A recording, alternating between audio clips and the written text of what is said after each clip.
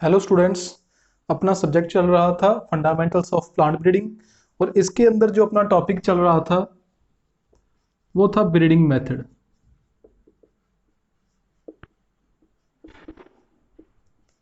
जो last lecture था उसके अंदर अपने हाइब्रिडाइजेशन शुरू किया था और उसका फर्स्ट मेथड कर लिया था अपने पेडिग्री मेथड। ठीक है, और आज अपने इस लेक्चर के अंदर पढ़ेंगे बक मेथड या ब्लक मेथड। ठीक है, तो इसे अपने एक बार रफ कर देते हैं और आज का अपना टॉपिक है पुंज विधि या बक मेथड।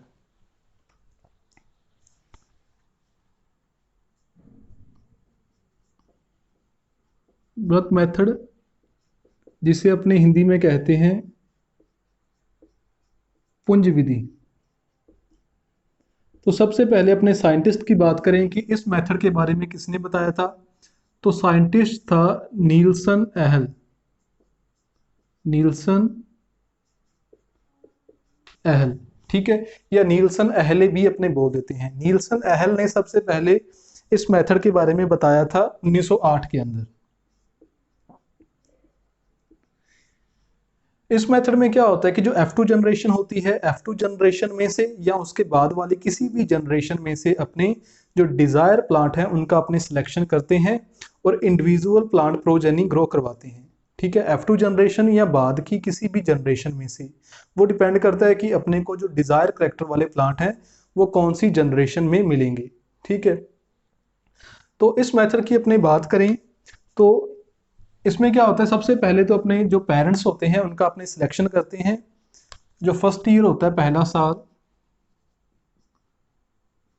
पहले साल अपने क्या करेंगे कि अपने पास दो पेरेंट्स होंगे इस प्रकार। इसे अपने नाम दे देंगे P1।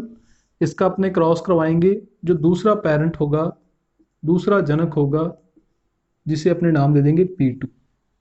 तो पहले साल तो अपने क्या करना है कि जो डिजायर करेक्टर वाले अपने जनक है या पेरेंट्स होते हैं उनके बीच में अपने क्रॉस करवाते हैं। ठीक है, और इनसे अपने को क्या मिलेंगे, जो प्लांट मिलेंगे इस प्रकार। उनको अपने अगले साल फील्ड के अंदर बो देंगे। ये जो जनरेशन होगी वो कौन सी हो जाएगी, F1 जनरेशन, और जो साल होगा वो कौन सा होगा, दूसरा साल। ठीक है, फिर क्या होगा, इन सभी ये जो प्लांट है F1 जनरेशन के अंदर जो प्लांट है इनमें से आपने किसी भी प्रकार का सिलेक्शन नहीं करना। इन सभी प्लांट को आपने एक साथ हार्वेस्ट करना है। इनसे जितने भी अपने को सीड प्राप्त होंगे उनको अपने अगले साल, मतलब जो आपका थर्ड ईयर होगा उसके अंदर आपने सोइंग कर देनी है खेत में।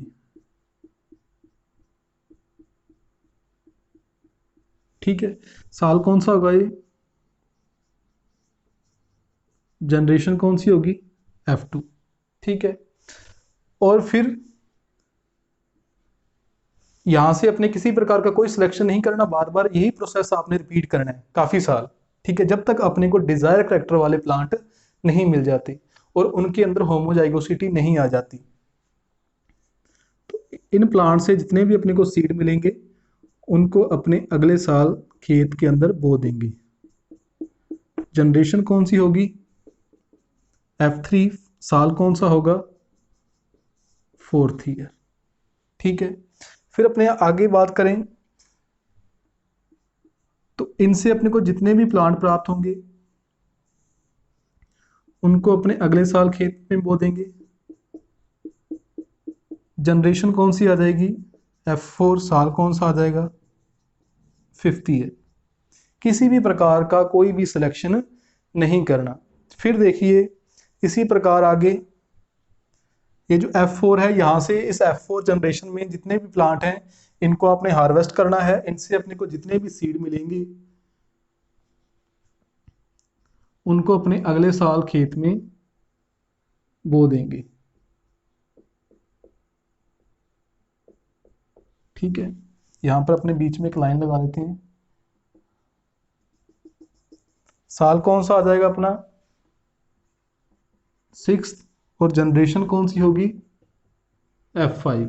ठीक है, फिर यहाँ से भी अपने किसी भी प्रकार का सिलेक्शन नहीं करना, सभी प्लांट्स को अपने उनकी एक कटाई करनी है, उनसे अपने को जितने भी सीड मिलेंगे उनको मिक्स करके अगले साल खेत में बोना है। इस प्रकार किसी भी प्रकार का कोई सिलेक्शन नहीं करना। F6 और साल कौन सा आ गया, 7वां साल। ठीक है, बार बार वही प्रोसेस अपने रिपीट कर रहे हैं।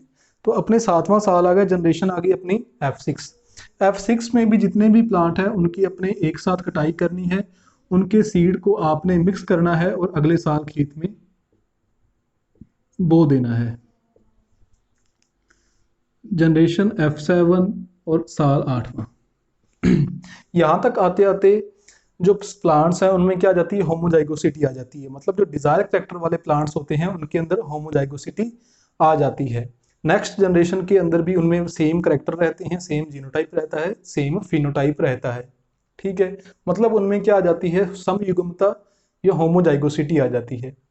फिर यहाँ पर अपने क्या करेंगे, F7 जनरेशन में से अपने ये जो प्लांट है इनमें से अपने डिजायर कैरेक्टर वाले जो प्लांट हैं उनका अपने सिलेक्शन करेंगे। डिजायर कैरेक्टर वाले प्लांट का सिलेक्शन करना है और अगले साल अपने इंडिविजुअल प्लांट प्रोजेनी ग्रो करवानी है। ठीक है, इंडिविजुअल प्लांट प्रोजेनी या एकल पादप संततियां उगानी है। ये प्रोजेनी क्या होती हैं, इंडिविजुअल प्लांट प्रोजेनी या एकल पादप संततियां क्या होती हैं, ये आपको पहले बताया हुआ है। जो पेडिग्री मेथड था या जो सिलेक्शन के दो मेथड आपने पढ़े हैं, प्योर लाइन सिलेक्शन, मास सिलेक्शन, उसमें बताया हुआ है। ठीक है, तो 9वें साल जो अपनी जनरेशन होगी F8, इसके अंदर आपने क्या करना है, एकल पादप संततियां या इंडिविजुअल प्लांट प्रोजेनी ग्रो करवानी है। फिर इनमें से जो बेस्ट प्रोजेनी होंगी, जो उत्तम संततियां होंगी, उनको आपने सेलेक्ट करना है। ठीक है, कि जिन प्रोजेनी के अंदर डिजायर कैरेक्टर होंगे, बेस्ट कैरेक्टर होंगे, उनको आपने सेलेक्ट करना है। उनको सेलेक्ट करके अपने जो उनका प्रारंभिक उपज परीक्षण होता है, प्राइमरी यील्ड ट्रायल होता है, वो अपने करेंगे। कौन सा ट्रायल होगा यहाँ पर अपना, प्रारंभिक उपज परीक्षण या प्राइमरी यील्ड ट्रायल। ये जो ट्रायल होता है मैंने आपको बताया सिर्फ 1 साल के लिए ही होता है, मतलब 10वें साल अपना कंप्लीट हो जाएगा। कौन सा ट्रायल, प्रारंभिक उपज परीक्षण। इसमें क्या होता है, जो अपने वैरायटी डेवलप कर रहे हैं उसके प्लांट्स की अपने कंपैरेटिव स्टडी करते हैं जो स्टैंडर्ड वैरायटी होती है उसके साथ। ठीक है, यदि इस कंपैरिजन के अंदर ये जो स्टडी होती है इसके अंदर, इस ट्रायल के अंदर जो अपने वाली वैरायटी सुपीरियर साबित होती है, तो फिर नया स्टेप आगे आता है। तो अगले साल एक और ट्रायल होता है जिसे अपने बोलते हैं रेप्लिकेटेड यील्ड ट्रायल या कोऑर्डिनेटेड यील्ड ट्रायल, पुनरावर्ती उपज परीक्षण या समन्वित उपज परीक्षण। वो ट्रायल कितने साल के लिए होता है, 3 साल के लिए होता है, मतलब 11वें से लेके 13वें साल तक। ठीक है, 11वें से लेके 13वें साल तक जनरेशन कौन सी आ जाएगी, F10 टू F12। क्या करेंगे अपनी, रेप्लिकेटेड यील्ड ट्रायल या कोऑर्डिनेटेड यील्ड ट्रायल। इस प्रकार ये मल्टी लोकेशन पर होता है, काफ़ी सारी जगहों पर होता है। इसके अंदर भी अपने उस एरिया की जो स्टैंडर्ड वैरायटी होती है, उस एरिया की जो मानक किस्म होती है, उसके साथ जो अपनी वैरायटी होती है उसकी कंपैरेटिव स्टडी करते हैं। जितने भी अपने ऑब्जेक्टिव होते हैं उनको ध्यान में रखकर कंपैरेटिव स्टडी की जाती है।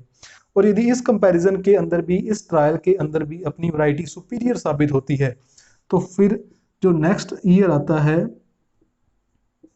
14वां साल आता है, जो जनरेशन F13 होती है, उसके अंदर जो प्लांट होते हैं उनका मल्टीप्लिकेशन किया जाता है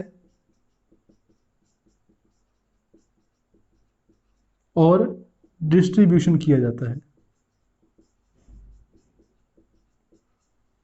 ठीक है, मतलब जब जो अपना लास्ट में ट्रायल होता है रेप्लिकेटेड यील्ड ट्रायल या कोऑर्डिनेटेड यील्ड ट्रायल, इस ट्रायल के अंदर यदि अपने वाली वैरायटी के जो प्लांट हैं वो स्टैंडर्ड वैरायटी के प्लांट की तुलना में अच्छे होते हैं, तो फिर अगले साल जो बेस्ट प्रोजेनी होती है उनको एक न्यू वैरायटी के रूप में डिक्लेयर कर दिया जाता है, उनके सीड को मल्टीप्लाई किया जाता है और फार्मर के अंदर डिस्ट्रीब्यूट कर दिया जाता है। तो ये था अपना आसान सा बल्क मेथड या पुंज विधि, जिसके बारे में बताया किसने था, नील्सन एहल ने। इसमें अपने बार बार उनमें सेल्फ पॉलिनेशन होता है, जिसके कारण होमोजाइगोसिटी आ जाती है।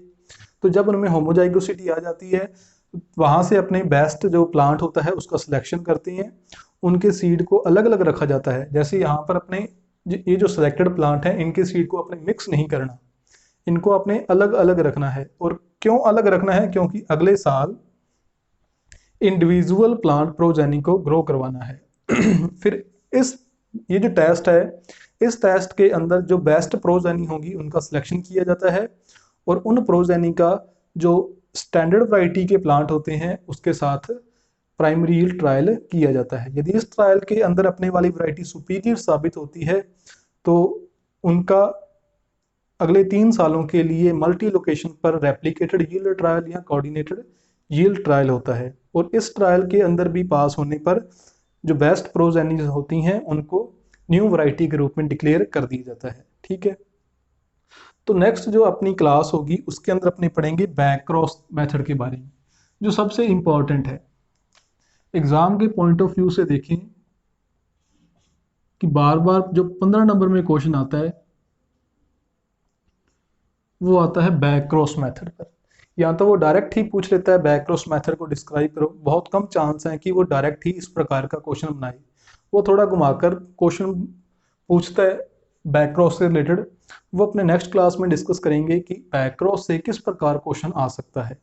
तो मिलेंगे अपने नेक्स्ट क्लास में। यदि इसमें आपको कोई भी डाउट हो तो आप जूम क्लास पर, जो आपकी डाउट क्लास होती है, उसमें आप पूछ सकते हो। और जो फंडामेंटल्स ऑफ प्लांट ब्रीडिंग के प्रैक्टिकल हैं, जब अपना कॉलेज रेगुलर ओपन हो जाएगा तब अपने इसके आपको प्रैक्टिकल करवाएंगे। ठीक है, और इसके जो अपने पेपर हैं, लास्ट जो 5 ईयर के क्वेश्चन पेपर होते हैं, उनको आपको जल्द ही प्रोवाइड करवा दिया जाएगा। Thank you.